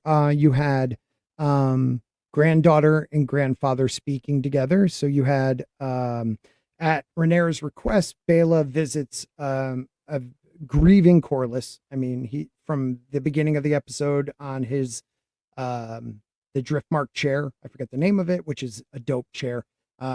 Just breaking down. He's grieving through the whole episode. She comes with him with a box which had the Queen's handpin in it. But he says, even the death of my wife does not content my wife does not content her. He sullies. And Bela, I like how she responds to it. Like, you're not the only one who lost Rhaenys. She was not only your wife, not a thing to be taken from you. She did that on her own. She decided to fly there because she was a Targaryen princess. And which was also different in the book, and that's why Corliss is angry at Rhaenyra about it. Yeah, because in the book he says it should have been you that went there. Yeah. Right. And she was in defense of her kin. I mean, it was a great little scene between the two. And she just walks away disgusted with him, leaving him with the box that had the pin in it, and he just grabs it and she leaves it with her. Do what you see fit. So it seems like go ahead. I like how he goes, "Oh, I'll make you my heir," and she turns around and she's like, "Bitch, I'm gonna be the queen. I don't think so." Yeah. She's like, "I'm fire and blood, motherfucker, not sea and wind or whatever." Yeah, that was good. Yeah, that was a little bit weird though that he said that, because frankly, if he wanted to go that route, he would have made Rhaena the heir if he wanted to make the girl, because that's the way they did it with the boys. It was like the first one got to be the king, and the second one got to be the heir to Driftmark. Because that's what Rhaenyra wanted. So he still, even in death, he's doing stuff that his wife doesn't want him to do. Well, Rhaenys, that's what Rhaenys wanted. Rhaenys, Rhaenys. Yeah. I mean, she also did say legitimize your bastard, so that should probably happen. And so they're setting it up. They're setting up Alan and Adam being legitimized. So that makes sense. I mean, I can forgive. Again, not all changes are bad. This is something I could kind of forgive them for. Because it's been set up. It's been set up from episode 1. Yeah, and it's been taken too long. I'm of the opinion that they should have either made it pay off earlier or waited. Because I know a lot of people that are show only people have kept saying when I've been on their streams, what the hell is with these random people that just keep popping up? Right. And like Adam of the Hull and Hugh Hammer Ulf the White. We saw him in the bar. We didn't even talk about that in that episode when he was in the bar telling people he's related to Rhaenys. He used the word dragon seed, which to me is weird based on this episode, because it seems like they have no concept of it. Thank you for bringing that up. I was just about to say that. I was just about to say it. We're going to get to that scene in a second, but Rhaenys meets with Sir Alfred, admits that he has made some good points, and they can't wait for Daemon to act, so she sends him to Harrenhal, and he's like, "Are you kicking me off the council?" And she's like, no. Wasn't he one of the ones that was like, spoiler alert, if this is right? Wasn't he one of the ones that attempted to? Yeah, okay, that's what I thought. Mm-hmm. So, but how is that going to happen now if he's in Harrenhal? Oh, he'll use some transportation device to get back. Fast travel. She tells him, talking about Daemon, tell him I would much like to finish our last conversation. And that's the message she sends. And it might be setting that up even more. Like, he feels like, oh, you're just making me do this dirty work. And then it ends, you have the part with Daemon mucking it up with the River Lords, which still don't know why he didn't kill anybody. Daemon sees his dead wife, Lyanna, appears to whisper about how he hasn't checked on his daughters in a while. Like, I don't know. Well, I mean, they took the scene out of him consoling his daughters, and from them, they've just gone, look at him. He's never done anything for his kids. And they just really, I'm weird. sorry, also, they destroyed his character. If you're going to talk to the Brackens or the Blackwoods and you want them to surrender and do stuff with them, don't take their rival house with you. Like, I mean, that was so dumb. Yeah. That was dumb. Like, just having the Blackwoods even there. It should have been him and some of the Strongs or whoever else was at Harrenhal. And then, the Brackens, but the Brackens, I don't know. They're talking about how they're carrying, the Targaryen flag for the Blacks flag, and he seems all shocked by that. While they're trying to steal daughters and stuff. And then, especially because he specifically said the crown can't be seen doing these specific things. And they're like, okay, I'll do it, but I'll fly your banners. I'll fly your banners. Right. That was dumb. Yeah.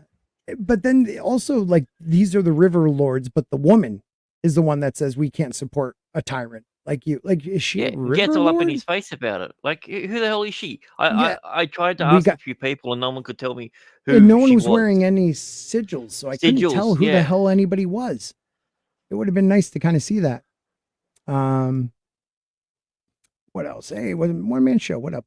Harold has a question. He said, the guy in King's Landing trying to feed his family with the daughter that's sick will become a dragon. That is Hugh Hammer, who we were talking about. He is a dragon seed. And yes, he's supposed to. He has an interesting story. He does. Just say.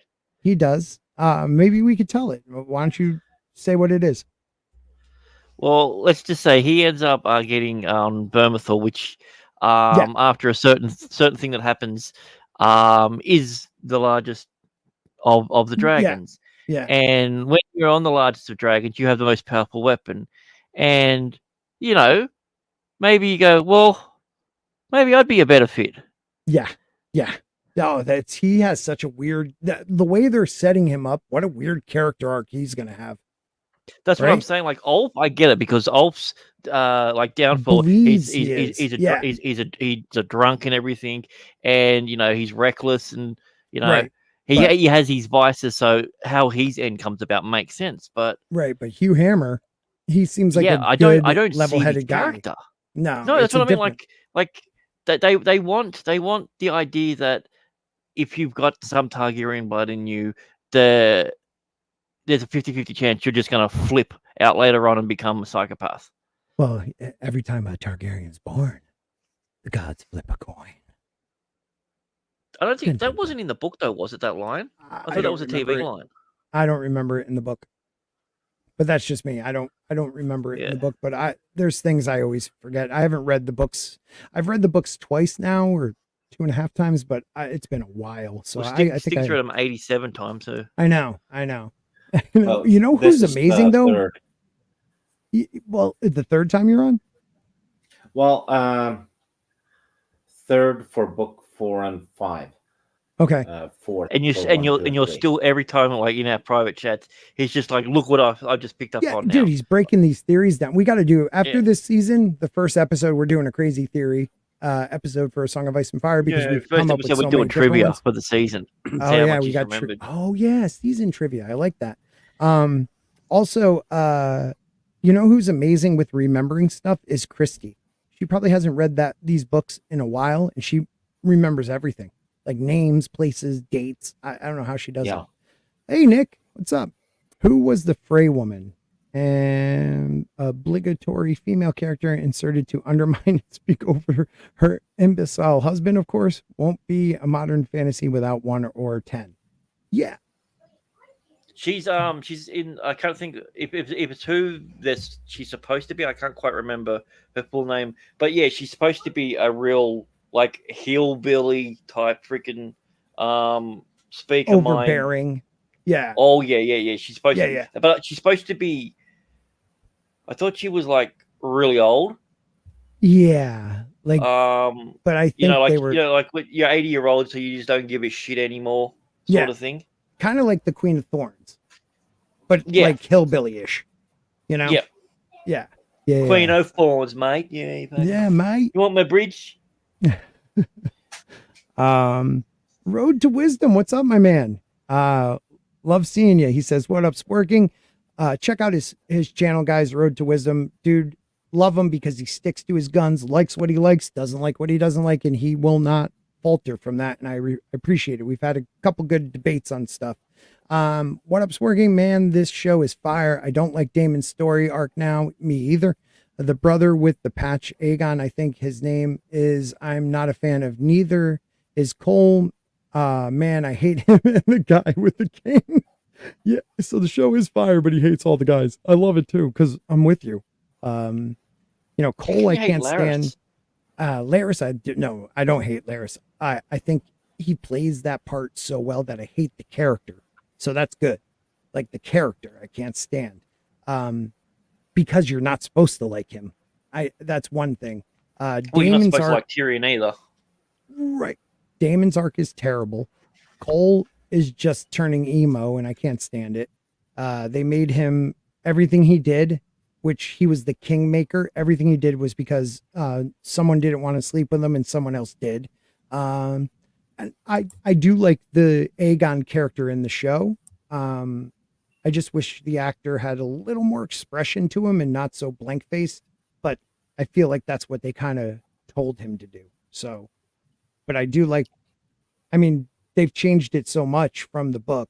Aemon is a devoted brother who protects his brother's crown while he is hurt and becomes protector of the realm, not even a regent. He just is considered the protector of the realm. But he wasn't, for non-book readers, he was not the heir. The heir was Aegon's youngest son, who they don't have in the show. So now he's the heir and he wants to kill his brother. I don't know. Yeah, I just said that. She acted like the Tyrell woman. Yeah, the Queen of Thorns. Yeah. Real quick, we're gonna watch the upcoming. I meant to grab this. We're gonna watch the trailer because if they don't demonetize me, I gotta make it so they demonetize my stuff. Gotta play the victim. Gotta be the victim somehow, guys. Your channel's under attack. You learned it from the school of Allison. My channel's under attack. I love that. Please don't dox me, people, and destroy my life and hurt my. Oh, you upset him. He's left. Don't find out what church I go to. Oh, where Stig I left? eat. Yep. All right. House of Dragon Season 8 trailer breakdown. Here it is. Okay. Give me 1 second, everybody, to set this up nicey nice. All right. Stop sharing that and present that screen. Let's see. Yeah, Teresa. Oh no, nothing. I'm just thinking out loud. I'm like, it was my fault. I probably kicked him out. I was too loud. All right, let's see. The best way to watch that is I guess on the side. Okay, here we go, everybody. So this is Aegon's dragon is too powerful. Well, he is though in the show or in the books too. I mean, it's just it's like a B-50. No, it's like just a tank compared to like a motorcycle. Like the rest of them are quick and they're agile, but that thing is just a beast. It would take more than one usually to even have a chance. Nick says the show is very good, but it has the same pitfalls as other fantasy adaptations, in particular the insertion of plot points and characters that rely heavily on the audience knowing source material. Yes and no, because they changed it so much from the source material. It doesn't, like, Daemon is devoted to his queen in the book. He does everything for her. He gets troops at Harrenhal. He is ready when she needs him. He is there for her. In this show, he wants, he leaves because he's having a bad, he's pissed that she said something about his brother again, and now he wants to be king. You leave out characters to make other characters change. It's not, you got to divide the two. It can't be book canon at all. This has nothing to do with the books. It's its own show. I enjoy it for that. Yes, I complain, but I do enjoy it. Stig said Windows decided to update on him. Okay. Oh, good. It wasn't me. Well, let me give a point though to Nick that with the dragon seeds this season, for sure, it's really incoherent unless you've read the books. Very good point. Like they just threw these people in and we don't know why they're telling us that story yet. Except and they've left it for 5 episodes. Yeah, way too long. Way too long. All right, let's see what we got. Blood will be shed, and the crown will seek victory at any cost. Wait a minute. He's already back on the Iron Throne? I think they're... That has to be a vision. Yeah, or maybe it's jumping ahead. I don't know, but for crying out loud, blood will be shed. Oh my gosh, really? Do you think we haven't figured it out? They say that every episode. We already know that. I didn't even know blood was going to be shed. That's crazy. If you, I should have said this before I started it. I should have said this before I started it. If for some reason they demonetize this section might be muted or cut out. So if it is, and you just see us reappear, that's why. All right.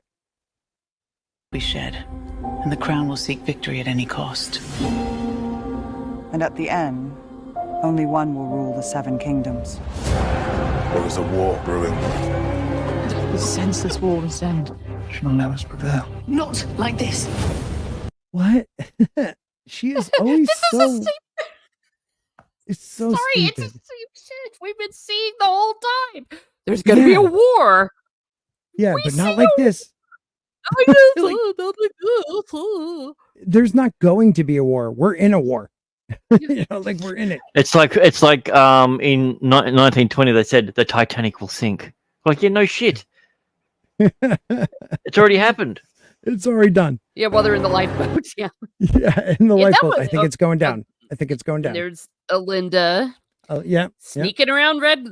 If I still drank, I would be so drunk by taking shots from like bingo cards, like someone sneaking through Knight's Landing, someone, saying a war is coming. You know what kills me though? She's sneaking around King's Landing with a bright red cloak on. Yes. Like, wouldn't you throw on like burlap sack or something? Like, yeah, it doesn't you'd be like a sense. peasant. Just being nitpicky on certain things. I know they want to look dramatic, but I mean, come on. Yeah. The senseless war will end. Shall let us prevail. Not like this. I mean to fight this war and win it. The high powers are marching. You must crush this beast. Did you get that? She means to win the war. Yeah, I would hope so, right? Wait, that was with the dragon seeds back there at her table, wasn't it? When she's sitting there? Yeah. Certainly was. Yeah, let's. All there right, it is. right there. Yeah. So we have that's Bela on the right and her son on the left, and then only 3 dragon seeds. Yeah, so we so have you got Adam of the Hull, Adam. You've got Hugh. Ulf, and you've got Hugh. Yeah, so there is no nettles to be seen, at least yet. I still think she's not coming, and the way that Ryan Condal just keeps avoiding the question, because like he told us, "Oh, you're gonna see Darren," and they're like, "How about nettles?" He's like, "Well, we don't want to, talk about things that are that have affected the show or something." Right.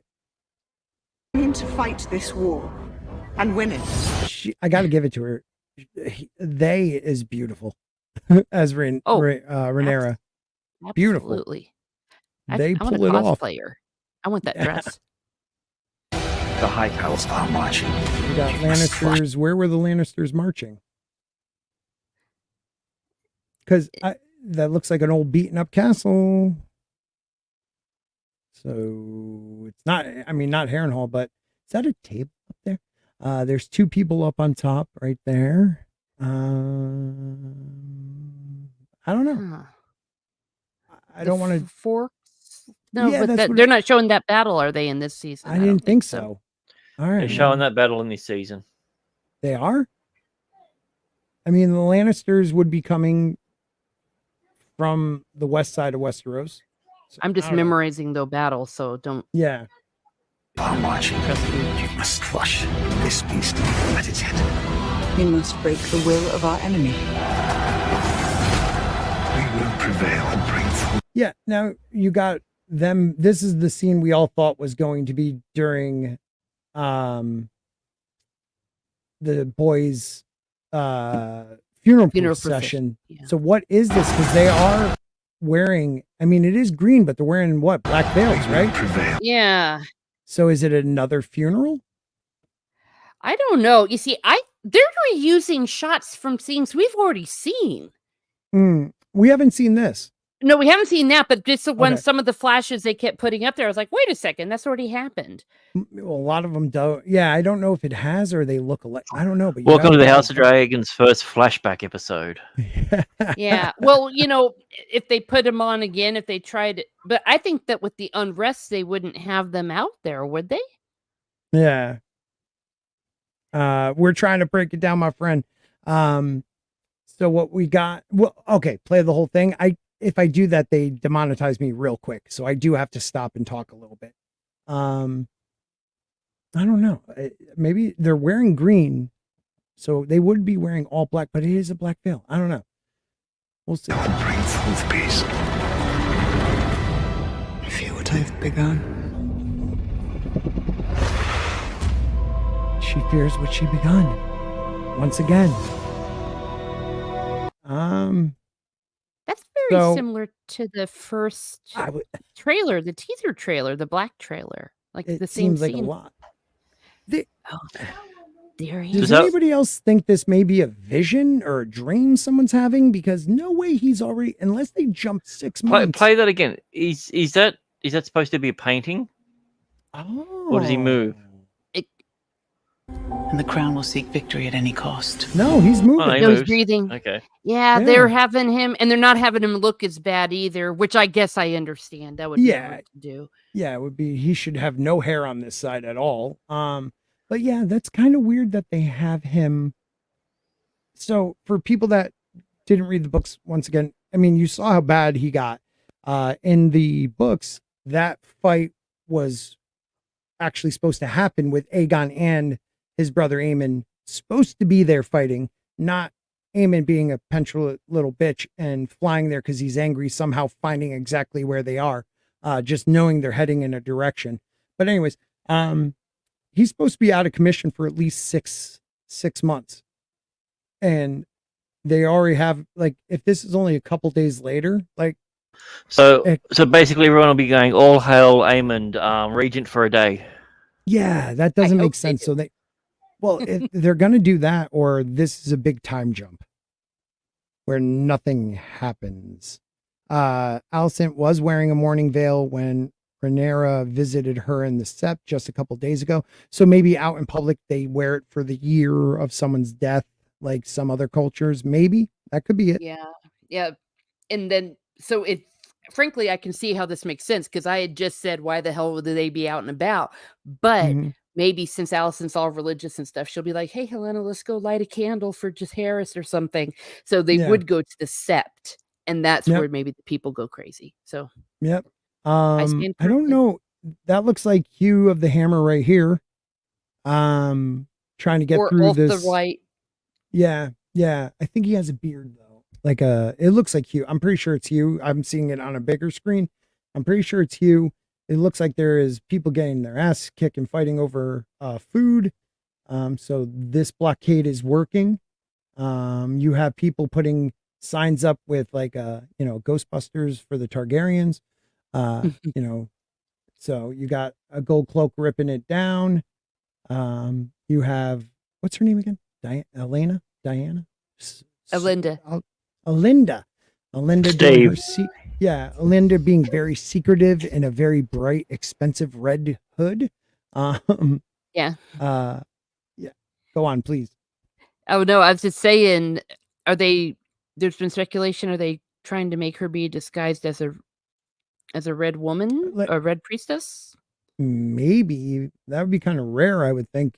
But they are actually in and out of this, they're in the world. So, Yeah. this seems ridiculous. She's talking about not like this, like it's a war. Maybe he's thinking of something very, very vicious and backhanded. I don't know.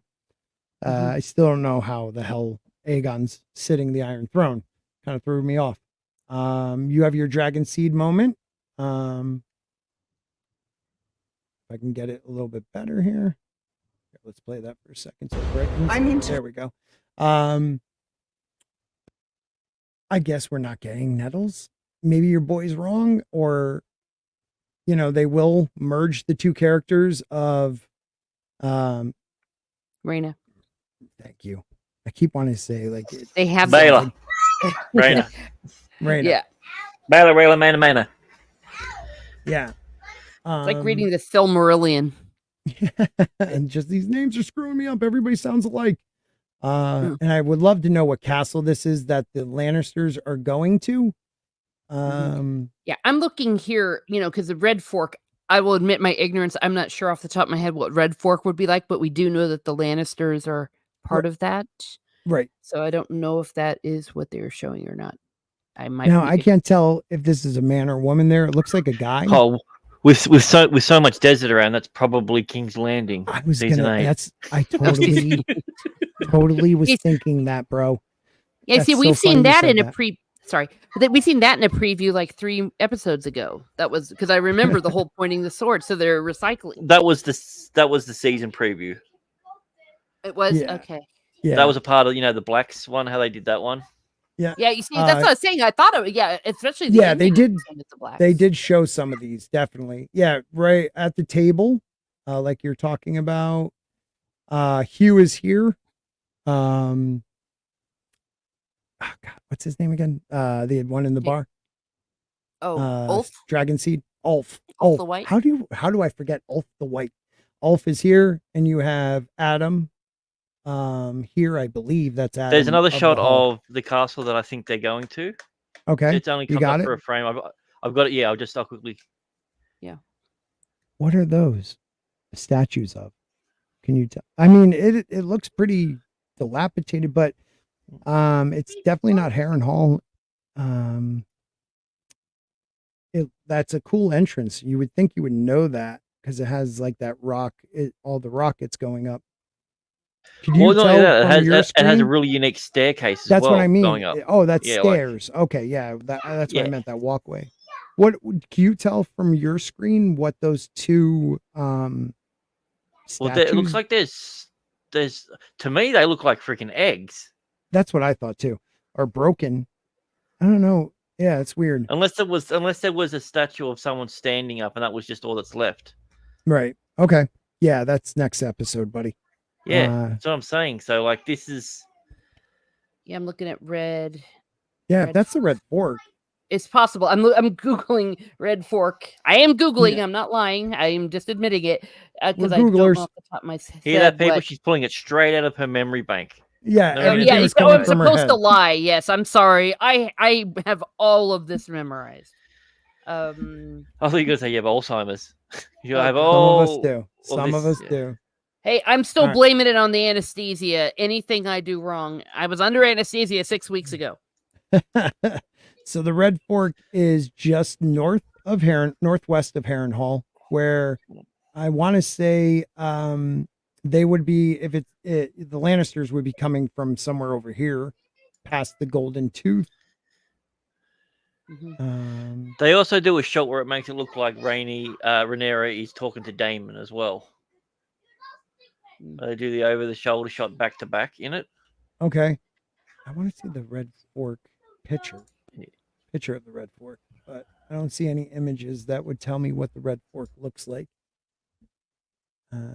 Yeah, that's what I was googling too. I didn't find anything. Yeah, unless it's there to the left, but I don't think so. I think that's an article down there. Who knows? Yeah, all right. It has to be that because what else would that would be? There's no other point. Yeah. Correct. So, yeah, because the other Battle of the Gullet, which is next season, that's on the sea. And it would be the Lannisters, and we know what happens. Yeah. They pay their debts.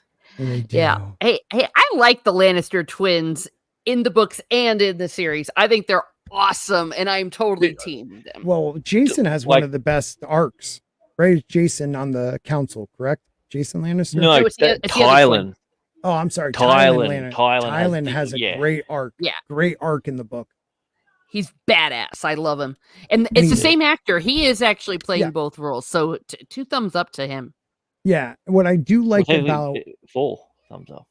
Yeah, 4 thumbs up. What I like about Tylan Lannister in the book is his devotion to the crown, like to Westeros, for what he's able to put aside at the end, you know. Very stated that what he does for the for the realm and everything. Tylan lived that life. Yeah, at a lot of great cost. Yeah. Mm-hmm. What's this, Grant? So yeah, this is a shot that make it look like she's talking to Daemon, and then immediately cut to Daemon. Yeah. So that Oh, was no. only a few frames. Yeah. That's a Definitely fake not. out. Yeah, definitely a fake out. But like, Wait what a is minute. it, Was Darwin?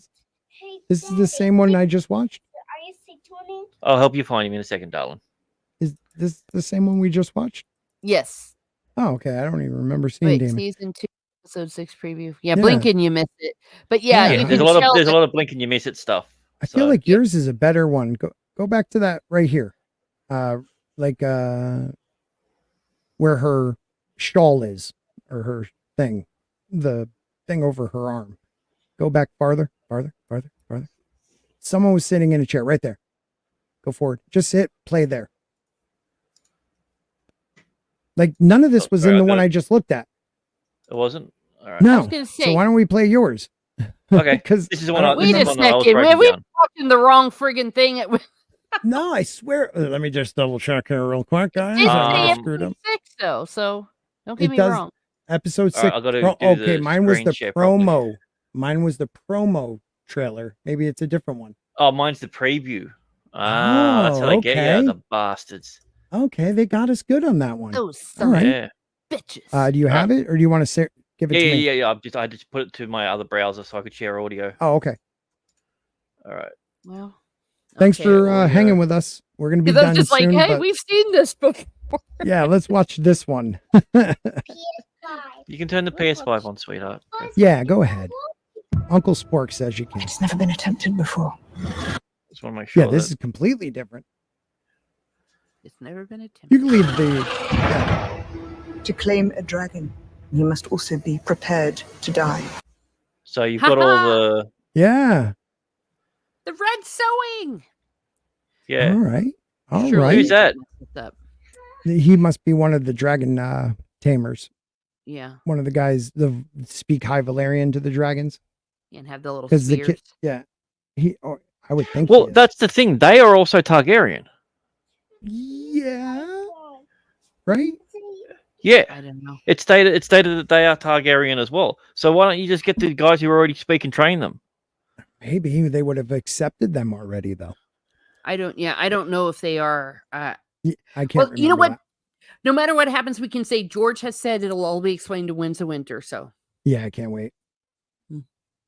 All right. Hit play. Whenever you want. Perhaps the gods will favor us. If Daemon prevails in the Riverlands, I no longer have the numbers to challenge him. My uncle is a challenge I welcome, if he dares face me. You have the arrogance of youth. Have the indignities of your childhood not yet sufficiently been avenged. You must see me a rule. I did like that. That was a good good little one. Like, are you still doing these battles that happened to you when you were a child? Yeah, because Yeah. even Get when he over said they keep on me so much.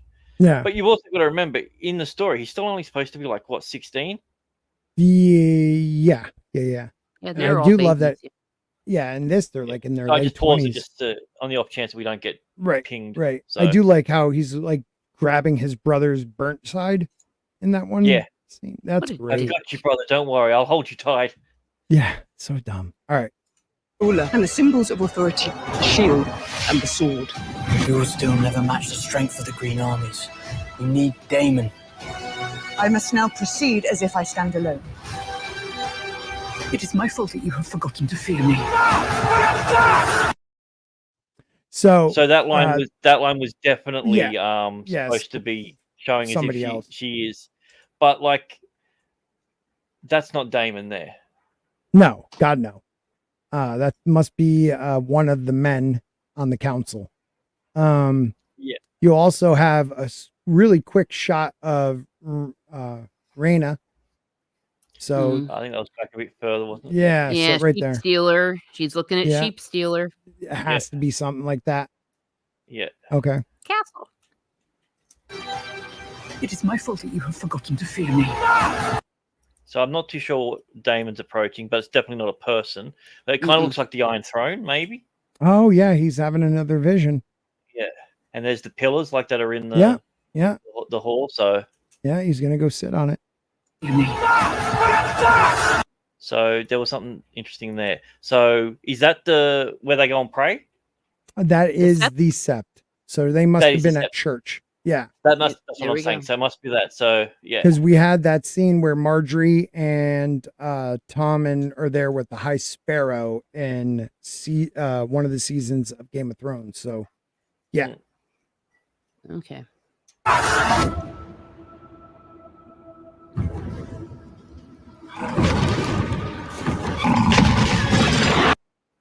Oh, that's so awesome. Yeah. That is so... The way they did please. So that's great. It was stated that's not vermithor. No. That's the sea smoke. So it's going to be Adam. That's why she's looking so surprised that he's there. It's like, wait a minute. And what that he's going to accept somebody. Yeah. That's the thing. You know, accepting someone what does that means, well, if they're going to follow canon, like George keeps begging them to, she's going to realize if Adam gets that dragon, then her ex-husband is dead. Mm-hmm. Not Damon, but Laenor. Laenor, thank you. Yeah, they're half brothers. Yeah. All right, that was fun, guys. That was fun.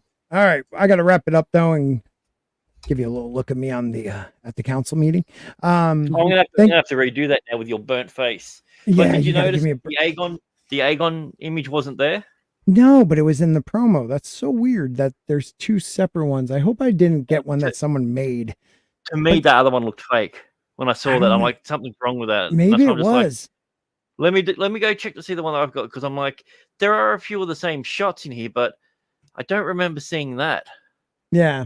I got to go check some cool things out, like conspiracies about the shooter and stuff. All right. So thank you, Teresa. Let them know where they can find you next. Well, find me here on YouTube. Tomorrow, you'll see me and with Jonathan from the Exploring Tolkien, OneRing.com, not the other one. We're going to be talking Tolkien. So that's 5 o'clock tomorrow Central. Yes, on Pub Crawl. So that's going to be amazing. If you are a fan of Tolkien and his writings and his legendarium, come on in, kids. It's going to be a lot of fun. I do have a new video that just dropped about the parts in the book from last night's episode called Regent, and a second one will be coming later today. And if you want to see us go in detail through George R. Martin's blog on Saturday, Steve and I did on a live stream. Nice. Thank you so much, Grant. Yeah, I'll just be around doing stuff, having fun. Talking about conspiracies about different potential shooters and BlackRock, and we're coming aluminum Spork will happen this week. It'll have to. It has to. So I've also just found some leaked footage from the next episode, some of behind the scenes stuff. Yeah. So I might share that in our little private chat for us to look at. Cool. What battle did you think it was? Red Fork. Yeah, that's what it's called. That's what the episode's called, apparently. Already? Okay, well, we'll find out. Biggles and I and Mr. Grant Gregory, if he's there, will be on Thursday night talking anime at 7:30 p.m. Eastern Standard Time. If you like anime, check us out then. And I am praying that I will have the energy on Saturday to run an aluminum Spork to talk conspiracies about everything that happened this past week. So thank you, everybody, for being here. Have a great night. Peace. See you, bye.